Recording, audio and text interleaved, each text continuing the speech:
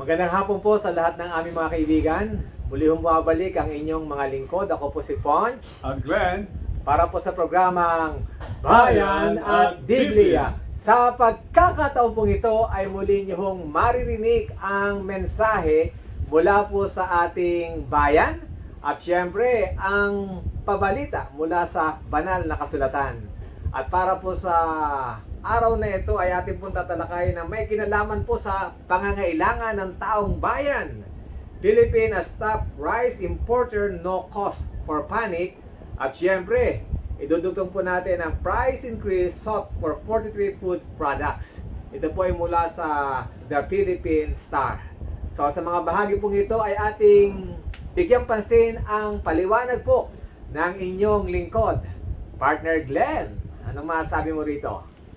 well, nandito na naman tayo sa mga pagtaas ng presyo.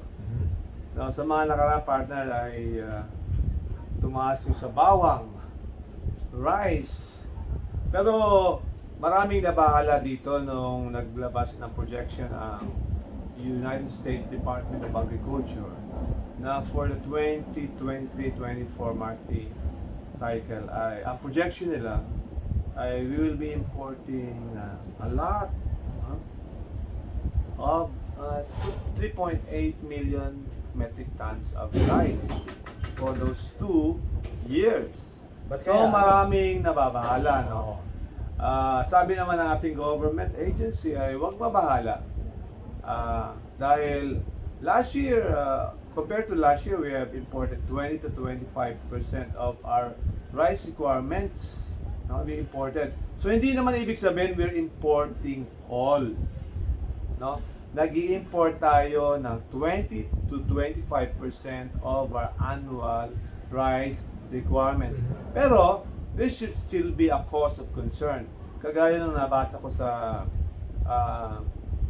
ating opinion page nito, na ito ay resulta rin hindi lamang na dumadami ang populasyon at kumukonti ang ating production for whatever reason, kundi it is also a cause of concern because of policy failures, no? Kasi sabi niya nga, ang ating election cycle masyado maiksi. 6 years. So everything we'll try to please people within the 6 years period. Kaya yung long-term solutions sa ating agricultural sector ay hindi nabibigyan ng pansin. Kaya puro parang band-aid measures ang ginagawa ng ating government. Pero hindi pa. Pero ako concerned na when our population is increasing and our arable land na dedicated sa rice production ay lumiliit, tapos nagkakaroon ka pa ng mga hoarding, this is something. So para sa akin, partner, the Philippines should increase production and also, para sa akin, let's also reduce our consumption. Yan ay pinagmumulan ng ating carbohydrates. So pwede naman tayong kumain ng iba pang mga root crops, corn to replace the rice, no? Para kasi lumiliit minsan ang supplies kasi masyadong malaki ang ating demand for it. So we increase our supply side, or if we cannot increase the supply side for whatever reason, we can at least maintain or reduce the demand for rice. Marami namang substitute for rice, although sa mga Asians talaga very important ang rice, pero rice is life, sabi nila. So I think our government na trust ay food security ay bibigyan nila ito ng pansin. Sana magtagumpay sila, nabawasan yung na-import nila. Sabi nga sa projection, mas malakas pa ang ating metric ton, 3.8 metric ton projection ng import kaysa sa China na mas maraming tao. Ibig sabihin, mas malaki ang kanilang production, local production. Kaya lumiliit ang kanilang import ng rice. So I hope we can increase our local production. The government can set the right policies so that we can increase the supply. At the same time, we can maintain or even reduce the demand for rice kasi meron tayong alternative source of carbon. Pero ang mas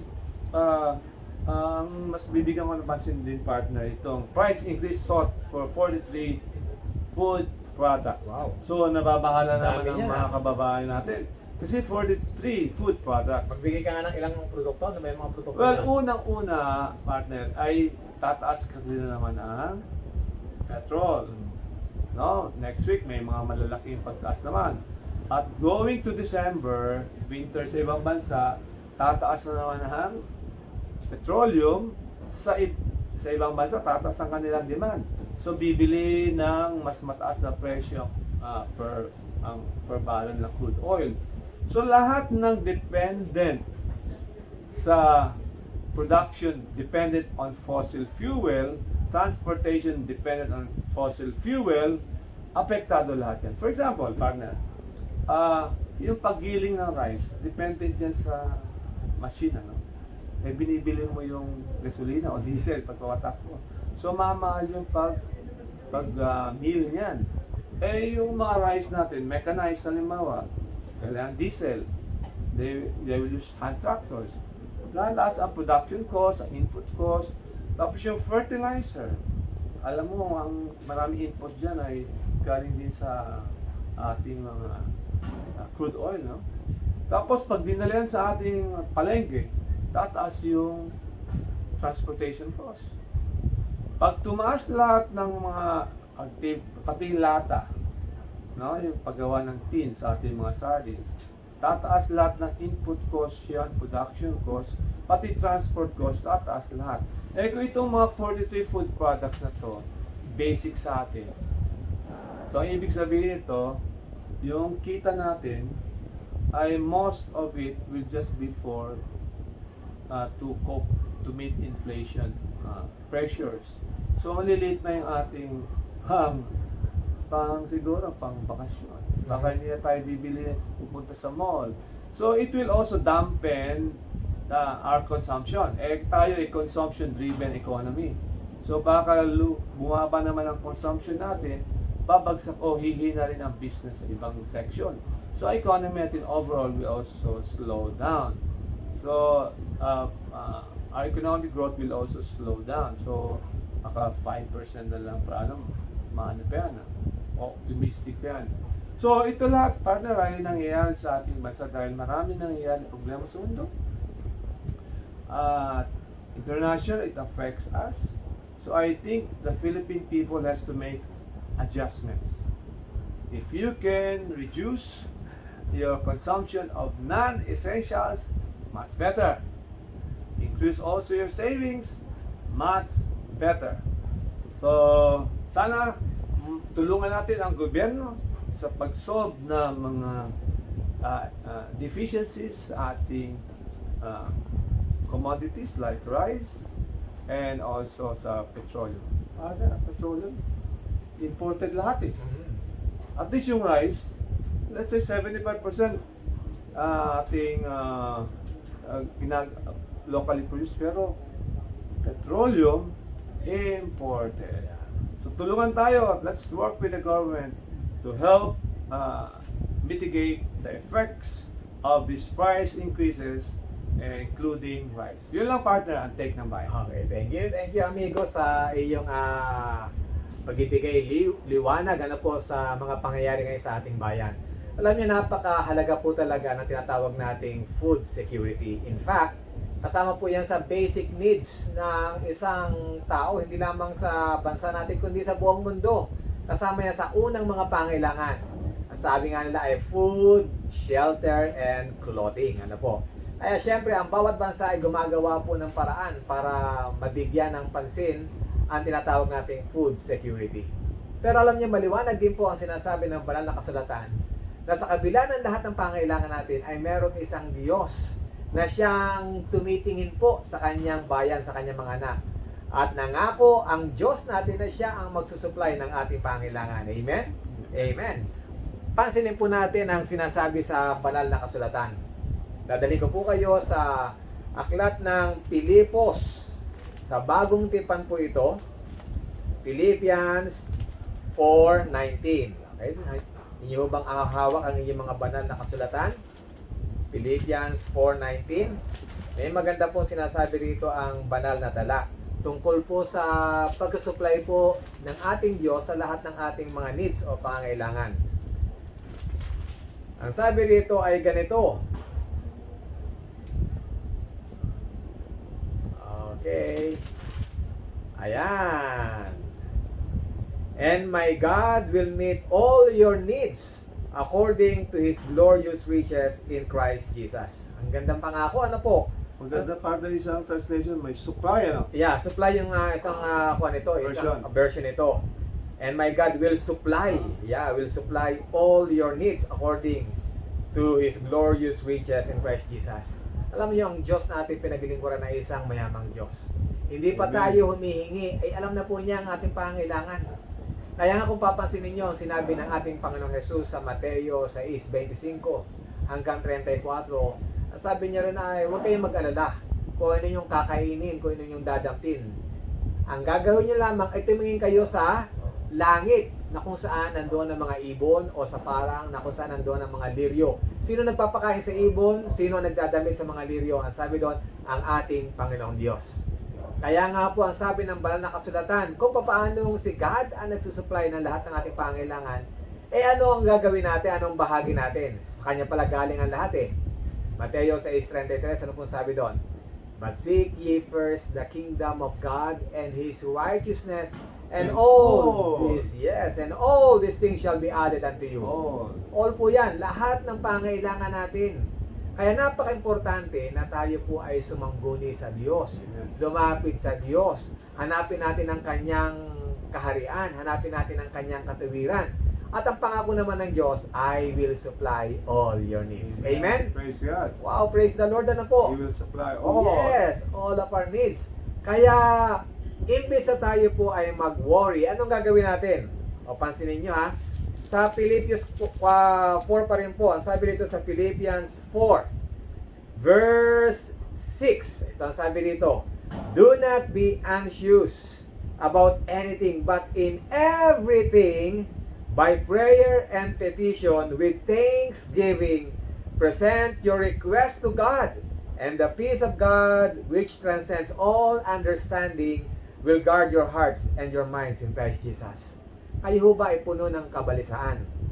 Kayo ba ay puno ng takot sapagkat meron kayong mga pangailangan na hindi nyo maibigay sa inyong mga anak, sa inyong pamilya? Ang sabi po ng Banatala, instead na tayo ay mapuno ng anxiety o ng worries and fears, ang sabi dito, manalangin po tayo. Amen. Yun ang sabi dito, manalangin tayo na merong pagsabi ng ating mga petisyon o supplication sa ating Panginoon Diyos na merong pasasalamat. At ang sabi ng Banatala, magkakaroon po tayo ng kapayapaan ng ating isip, ng ating puso kay Kristo Jesus. Amen. Kaya nga mga minamahal na kaibigan, kung paano napakahalaga po ng food security, tandaan nyo, lumapit tayo sa Diyos. Sapagkat Siya ang magbibigay po ng lahat ng ating pangailangan. Sabi nga sa aklat ng Salmo 34, ang ganda nun eh. Basahin niyo po yung buong Psalm 34, ano po. Meron doon pangako ang Panginoon. Na sabi niya ay magugutom ang mga leon, manghihina sila, pero lahat na nagtitiwala sa Diyos ay hindi magkukulang ang lahat ng kanilang pangailangan. Ibig sabihin, God will supply all of our needs. Lions, wild beasts will get hungry and will get weak, but those who trust in the Lord will lack nothing. Di ba? Napakaganda po, ano? Kaya nga po, magtiwala po tayo sa Diyos, lumapit tayo sa Kanya, at lagi tayong kumapit sa Kanya. Sabi nga ni Amigo Glenn, nung minsan nag-sermon siya, sumampalataya, ang ibig sabihin, adhere to God, dumikit tayo sa Kanya. Siyempre ba tayo didikit sa Diyos? Siya ang source ng lahat eh. Siya ang source ng lahat. Kaya pag dumikit tayo sa Kanya, yes, Amen. lahat ng supplies natin ipagkakaloob po. Naway basbasan po ng Diyos ang ating maikling pag-aaral sa hapong ito, sa araw na ito, at naway tulungan kayo ng Panginoon sa lahat ng inyong mga pangailangan. Nais niyo ba na kayo aking idalangin? Yumuko po kayo at sumampalataya kayo sa panalangin nito. O dakilang Diyos, maraming salamat po sa inyong pangako Yes. na kayo ang magsusupply sa lahat ng aming pangailangan. Maari magdala po ng anxiety, ng worries and fears sa aming puso, ang mga kakulangan ng mga produkto sa aming kapaligiran.